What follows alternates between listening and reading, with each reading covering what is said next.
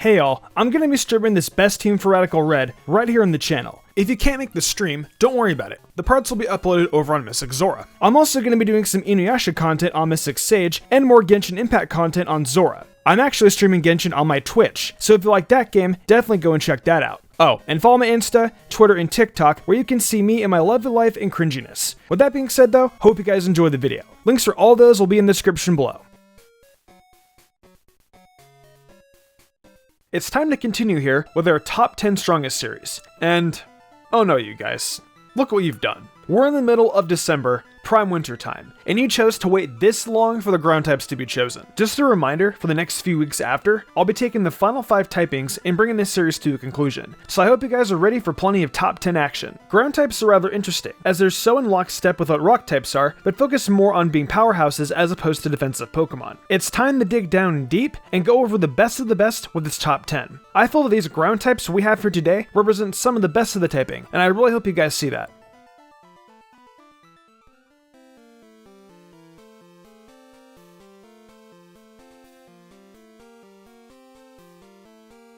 So let's lead off this top 10 with the fantastic representation of the ground typing, the heavyweight Pokemon, Hippowdon. And go figure, Hippopotamus is called the heavyweight Pokemon. Anywho, Hippowdon is a Sandstorm team's best friend, as its ability Sandstream is perfect for getting things going. You can have a team with great abilities, like Sand Rush and Force, and they're gonna benefit big time from Hippowdon setting things up. As for Hippowdon itself, it has really solid defense and attack on the physical sides, with 112 base attack and 118 defense, and then 108 HP, getting it all locked down as a nice bulky Pokemon. Now, the major detractor, of course, is its speed, sitting at 47 base, which isn't exactly anything spectacular. There's also a real disappointing factor here, considering Hippowdon has only 72 base special defense, which isn't as great as it can be, meaning its weaknesses, which are special heavy typings, can take him down. As for the move pool that Hippowdon has, it can either be an offensive powerhouse or simply a supporting Pokemon that sets up. Earthquake, which is a move I'll talk about plenty I'm sure, is its best defensive move, hands down, and it's going to hit quite hard thanks to Stab and just as high attack stat on Hippowdon. Stone Edge is there as well, and so are Thunder, Fire,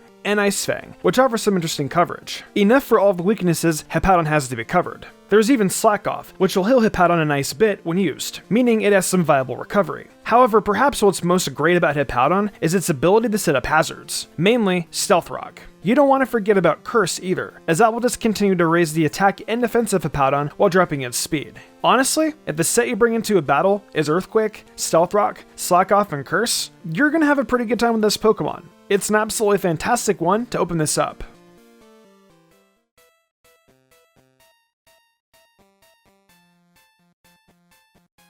Alright, so now we'll start to get a little more interesting with a nice ground type. I'm talking Mamoswine here, and it's a real barn burner of a Pokemon when it comes to being a physical ice type. It has a great base 130 attack stat, which will crush opponents no doubt. Much like with Hippowdon, Mamoswine has got some nice bulk to it with base 110 HP, though its defenses aren't as great, being only 80 base on the physical side and a much more 60 on the special end of things.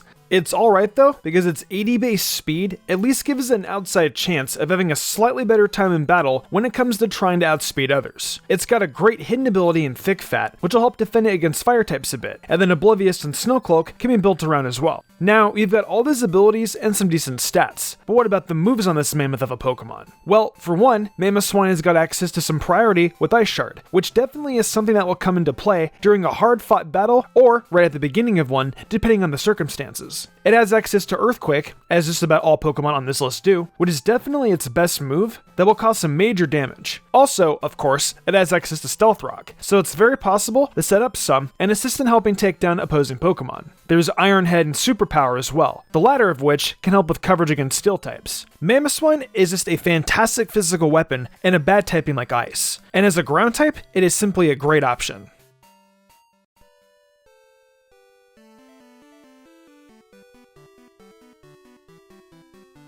So, speaking of great options of the ground typing, coming in at number 8 on this ranking is Nidoking. You guys know I love to include this guy when we're doing best teams for Kanto, and he's pretty deserving of this spot in this top 10. Nidoking is an absolute juggernaut on the battlefield, and it can serve a great purpose as both a physical or a special attacker with decent speed to boot. As a matter of fact, prior to Gen 6, I'd say Nidoking was a good Pokemon, but from X and Y onward, it got a boost to its stats, which puts its attack over 100. The options of Nidoking almost feel limitless, as you can equip it with moves like Earthquake and Poison Jab to turn it into a Fairy Killer, or you can do something I think is actually pretty superior to that.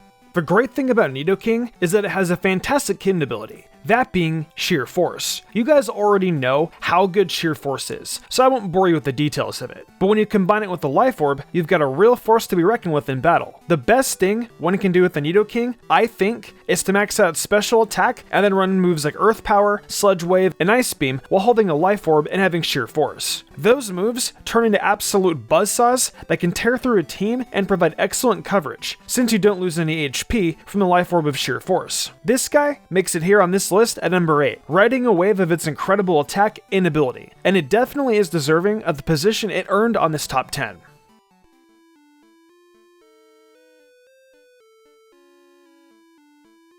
Let's go with the starter here, one of the only 2 ground starters that we've had. Naturally, of course, I've got to be talking about Torterra. Haha, or not, we're actually talking about Swampert here today. That's right, Hoenn's water type is an absolutely dominant force in battle with its 110 base attack stat. While ground water types are incredibly weak to grass, it's actually their only weakness, so it's sort of alright that they have that kind of major weakness. It's also got 100 base HP, so there is a level of bulk here alongside a duo of 90 base defenses. Now, one thing that isn't too superb about Swampert is its abilities, as Torrent and Damp aren't exactly what I want to see if I'm using a Pokemon. Sure, it's great that self-destruct and moves of that sort are dangerous, but come on now. No one's really going to be running that in a competitive battle, and I can never see Damp actually come in handy. Unless we're talking about Choice Band Snorlax with self-destruct, because that definitely exists. At this point though, I definitely would rather just have Torrent. The last thing that isn't really great on Swampert is its speed stat, being at base 60, and unfortunately, since it can no longer Mega Evolve, it won't have Swift Swim to make it any better at all.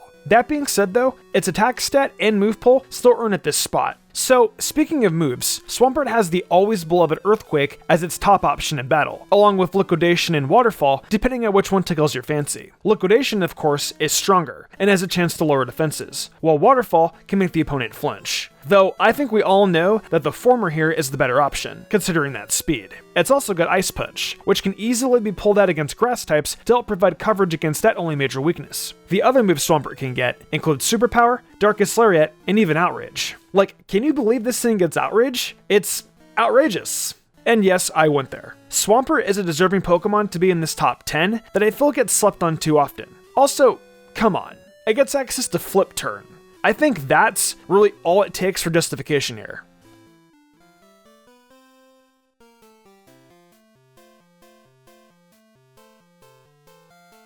Let's take a moment now to talk about one of my favorite Unova Pokemon, my boy rockin' the shades, Crocodile. Croc is a truly powerful being that just missed out on the top 5, despite how great it is. We're talking 117 base attack and 92 base speed, alongside 95 HP and 80 defense. Those stats come together to make a fantastic Pokemon. But let's talk about the true star of this dark ground type, Moxie. That ability is just so good, and the fact that it isn't a hidden ability is incredible. Whenever Crocodile knocks out a Pokemon, it'll get a boost to its physical attack, which can add up quickly and very tremendously. You can't forget about the other abilities either. Anger Point being one that flat out maxes Crocodile's attack if it is hit with a critical hit, and quite frankly, I think there is some merit in using that ability. I mean, considering how many moves in Sword and Shield hit for a guaranteed crit, you would think there is a chance you could big brain getting hit with one.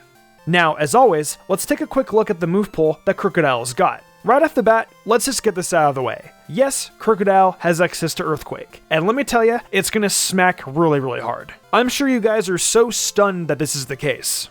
But bear with me here, as Crocodile also gets access to Crunch, Lash Out, and Foul Play, which are all strong Dark-type moves. As we know, Crocodile has a fair amount of weaknesses to Water, Grass, and Fairy, among others, but coverage moves like Thunder and Fire Fang and Iron Tail really help out with just about everything. It's so easy for things to get out of hand when a Crocodile is on the field with Moxie looming as a huge threat, and that is why it earned its spot here, closing at the bottom half of the list.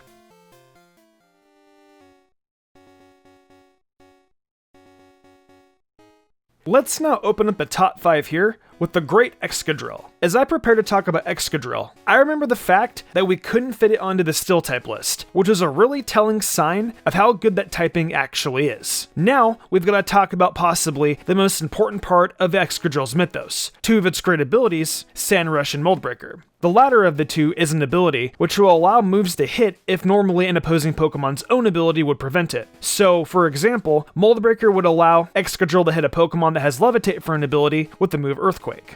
As for Sand Rush, it will double Excadrill's speed in a Sandstorm, thus allowing it to possibly sweep its way through a battle with its speed through the roof, and something like a Choice Band tacked on. Oh, speaking of great items for an Excadrill, there's quite a few, like the aforementioned Choice Band, the Life Orb, Air Balloon, and of course, the Leftovers. If you use any of those, you're gonna have a good time when rocking out with Excadrill. Though, items aren't all that makes the Pokemon. If you really want to get the most out of Excadrill, you can run several moves to help achieve that. Since Rapid Spin got the big buff in the 8th gen, it proves to be a great option on Excadrill to help do away with hazards, as well as speed it up if you're choosing to roll with Mold Breaker. You're able to pull out moves like Iron Head and Earthquake to do massive damage. And while you get tanked by Pokemon like Corviknight and Skarmory, you can still tear through tons of other Pokemon that aren't as lucky at being able to handle the powerful stab typings of this Pokemon. Excadrill is just so good, and has been since it first debuted in Pokemon Black and White. And it speaks to the quality of this list that it still finds itself all the way here at number 5.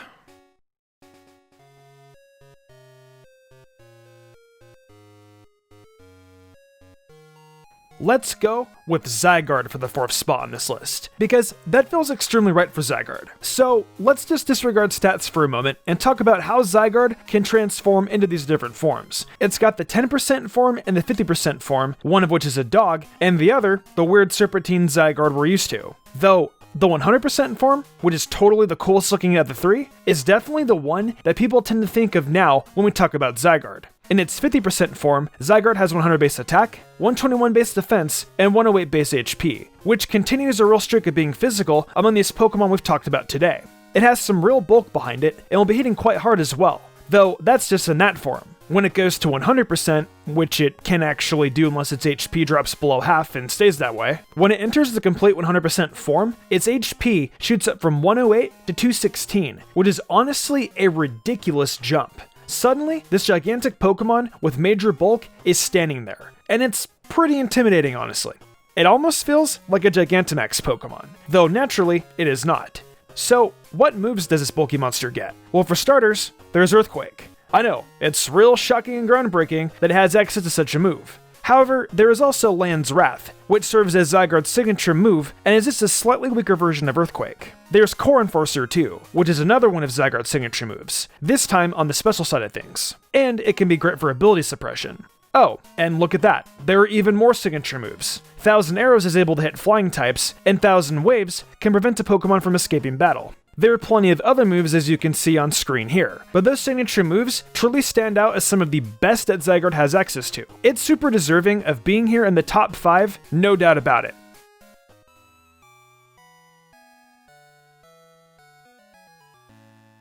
We move on now to number 3, and this spot is taken by one of the most popular dragon Pokemon of all time, Garchomp. There is a lot to be said about just how good Garchomp is and how consistently good it has stayed over the generations. It's got 2 of the best typings available in Dragon and Ground, and it's definitely been given a move pool that makes the most of its stab and provides it with more than enough coverage for its weaknesses. It's got a base 130 attack stat, which is incredibly high, and even maintains good speed, being a base 102, making it one of the best speedy physical attackers that aren't legendaries. However, things were definitely a bit different for Garchomp when it Mega Evolved back in the 6th generation. That really good 130 base attack? Well, it went and boosted that base 130 attack up to 170, making it an even more powerful physical attacker, in fact, one of the strongest in the game at the time. Though, in an unfortunate trade-off, it lost a bit in the speed department, which was definitely its detriment, and caused a lot of trainers to shy away from using it over the non-Mega Evolved form. All in all, people have been calling upon Garchomp for its usage of Earthquake for generations, and it is able to take down some of the best Pokemon in the game when set up. If you're a Pokemon that can absolutely tear through Steel types, you've got a place on a competitive team more often than not. There is not much more left to say here, other than it's Garchomp, so naturally it was going to be here on this list.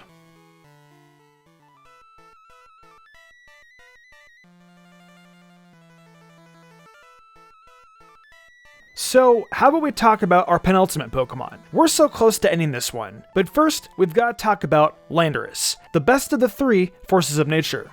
Landorus has been a dominant force in competitive for years, and its return to Sword and Shield and the Crown Tundra DLC is very hype. In its incarnate form, Lando has got 125 base attack, 115 base special attack, and 101 base speed, which is pretty good alongside the always fantastic ability Sheer Force. You'd be able to slap a Life Orb on this baby and send it out with powerful moves like Earth Power, Focus Blast, Rock Slide, and more. Coverage is abound on this thing if you choose to keep it in its incarnate form, though if you chose to go with the Therian form, that's good too. It's got Intimidate for an ability in the Therian form, and its attack stat bubbles up to base 145, which of course makes it quite clear that it's gonna hit like a truck out in battle. We're talking moves like Outrage, Earthquake, Stone Edge, and Superpower, just being able to drill into so many different Pokemon. You even have options for setup, regardless of the form, like Swords Dance and Bulk Up to make that attack better, and something like Stealth Rocks if you want to set up hazards. It's another defog user as well, so it can easily clear the field of hazards if you want to do something about that. Lando just has so many options like with Thundurus, but it does it all better. If it weren't for the very obvious Pokemon we're about to talk about, we could have easily ended things right here with Landorus, because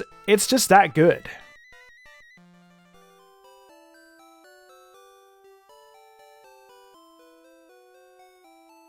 Let's wrap this one up quickly, as we reach number 1 on this top 10. And everyone watching this definitely already knew who it would be. The King of Land, Groudon. I will quickly touch on how good Primal Groudon is, since it isn't in Sword and Shield. But in previous generations, when available, it was so extremely dominant with that Desolate Land ability that it completely removed water moves from the equation, and pretty much turned Groudon into an unstoppable machine. Its attack was 180, defense was 160, and special attack was 150, which was just nuts. And honestly, it's a real shame that Primal Reversion didn't return in Sword and Shield. I get there are no Megas either, but man, I tell you guys, that would have been great to have back. Without that form, Groudon has base 150 attack, 140 base defense, and 100 base special attack, which is still incredibly solid. It's got the ability Drought, of course, which causes the sun to immediately appear, which, while not as great as Desolate Land, is still a really nice ability that Groudon is entirely capable of taking advantage of. When it comes to moves, there's the incredibly powerful Precipice Blades that was introduced back in ORAS. It's even stronger than Earthquake, but don't worry, Earthquake is available as well. As for Fire-type moves, it's pretty much your choice, as there is Lava Plume, Heat Crash, and Eruption among other moves. You can set up with Bulk Up or Swords Dance, or for whatever use, as simply a Stealth Rocks Pokemon. Either way, no matter what you use on this thing, it's going to be incredibly dominant in battle. I couldn't think of any reason not to put Groudon as the number 1 ground type, so I think that's the number 1 justification for it to close this one out. Alright, well that's gonna do it for another top 10 strongest. The ground typing is so powerful, and it feels pretty nice to have finally completed the trifecta along with rock and steel types. So we've already got the next few weeks of these planned out, so be on the lookout for the top 10 strongest electric types next week. Let me know what you think about the top 10 in the comments below, and then keep an eye out for the next one. If you enjoyed the video, why not leave a like and subscribe to my channel with notifications on, that way you never miss an upload. If you want to support me further, consider following my Twitch where I stream all sorts of games from Pokemon to Fire Emblem to Zelda and much more. I also have an anime channel called MysticSage where I do anime reviews, rankings, and countdowns, so if you're interested in that kind of content, go ahead and check that out as well. If you want to support me even further and gain cool perks, check out my Patreon. These lovely people have all given me their support over there and I couldn't be more grateful to them. I think I'm gonna wrap this up though. I'm Mystic Umbreon, and I will see you in the future for more awesome Pokemon content.